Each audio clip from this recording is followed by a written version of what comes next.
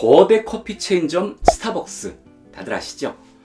커피 프랜차이즈 업계 최상위권에 자리 잡은 브랜드인데요. 오늘은 스타벅스라는 브랜드 명에 대한 이야기를 해볼 거예요. 우리가 좋아하는 문학작품과 함께 말이죠. 제가 이번 영상 촬영하기 전에 주변에 있는 분한테 먼저 물어봤습니다. 혹시 스타벅스 뜻 아세요? 그랬더니만 벅이라는 단어가 들어가니까 사슴이랑 연관된 것 아니냐 이런 답이 돌아왔습니다. 나름 일리가 있습니다. 이런 식이면은 우리에게 돼지라는 작품으로 잘 알려진 미국의 노벨 문학상 수상 작가 펄 벅 사슴이에요? 우선 정답부터 말씀을 해드리자면 스타벅스라는 브랜드명은 미국의 작가인 허먼 멜빌의 1851년작 소설 모비딕 여기에 등장하는 스타벅이라는 인물의 이름에서 유래를 했습니다. 이 이야기는 스타벅스의 명예회장인 하워드 슐츠의 저서 온워드를 통해서 확인이 된 내용인데요. 이 하워드 슐츠는 스타벅스 초기 멤버로 브랜드의 대중화와 프랜차이즈 확장에 큰 역할을 한 인물인데요. 그렇지만 스타벅스라는 이름을 만든 사람은 아니에요. 스타벅스는 1971년 미국 시애틀에서 고급 커피 원두와 장비를 판매하는 스타벅스 커피 티 앤 스파이스라는 이름으로 시작을 했습니다. 제리 볼드윈, 지브 시글, 고든 보커 이 세 사람이 동업자로 시작한 가게인데요. 이들은 각각 영어 교사, 작가, 역사 교사로 일을 하다가 뜻이 맞아서 함께 스타벅스를 창업했습니다. 그중 영어 교사로 일을 하고 있던 제리 볼드윈이 스타벅스라는 브랜드명을 정하는 데 큰 역할을 했는데요.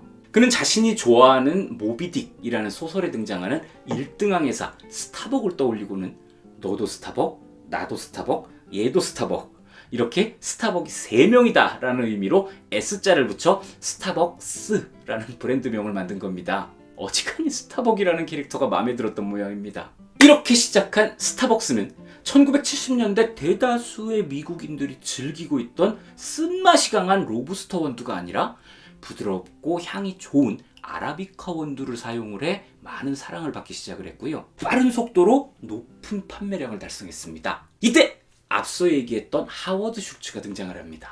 당시 커피 메이커 제조 회사에서 일을 하고 있던 하워드 슐츠는 스타벅스 커피 티 앤 스파이스에 방문을 해서 3명의 사장과 커피 이야기를 나누게 됐고요. 큰 공감을 느껴서 함께하고 싶다라는 의견을 전했습니다.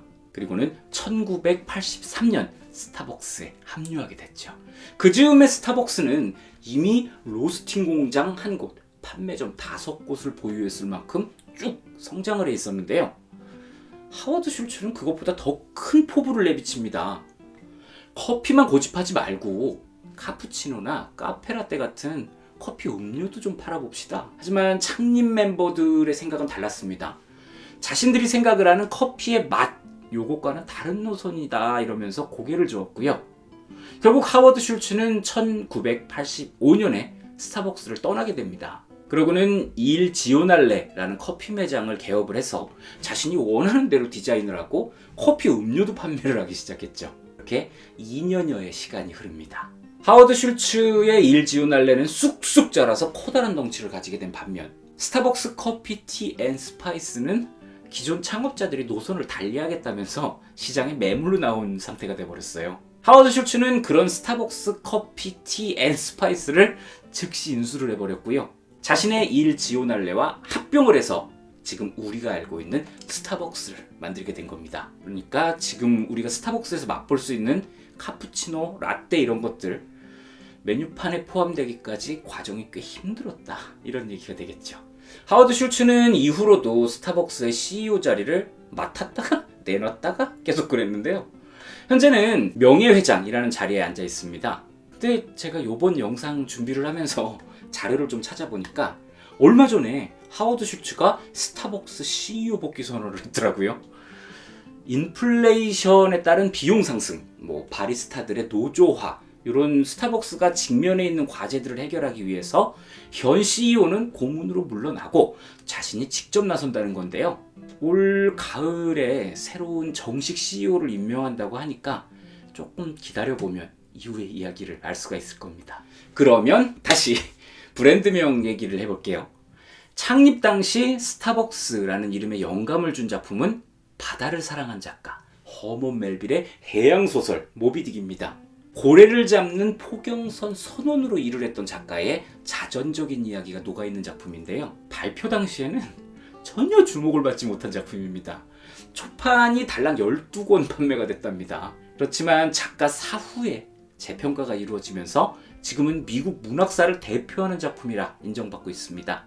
줄거리는 19세기 중반 미국의 주요 사업 중 하나였던 고래 사냥을 소재로 이스마엘이라는 남성이 포경선인 피코드호에 탑승을 해 무섭고 거대한 흰고래 모비딕을 찾아다니는 이야기입니다. 우리나라에는 백경이라는 제목으로도 알려져 있어요.